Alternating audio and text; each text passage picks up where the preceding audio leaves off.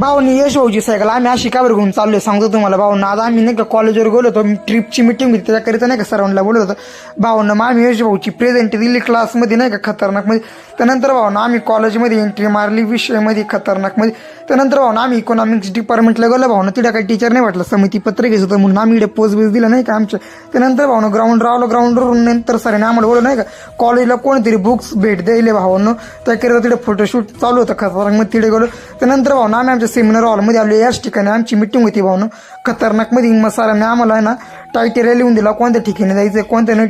त्या आम्हाला सर्वांना सरांनी विस्तारपणे सांगितलं. त्यानंतर आपल्या यश भाऊला सरांनी नाही का पब्लिक मदत लावली. आपली पब्लिक आहे भाऊनी म्हणजे आपली कॉलेजची काय खतरनाक म्हणजे नाही का हे सर्व येणार. त्यानंतर भाऊन आपल्या यश भाऊला कपडे घ्यायचे. त्यानंतर मग आम्ही आरकेच्या दुकानात गेलो नाही का त्याला थोडंसं डोकं लावलं. यश भाऊचे कपडे घेतले, यश भाऊची सायकल घेऊन भाऊना आम्ही डायरेक्ट घरच्या दिसणे राहून आलो. तर भाऊना आम्ही यश भाऊची सायकल याकरिता घेतली कारण की भाऊना आमच्याकडे मोटरसायकल होती आणि यश भाऊकडे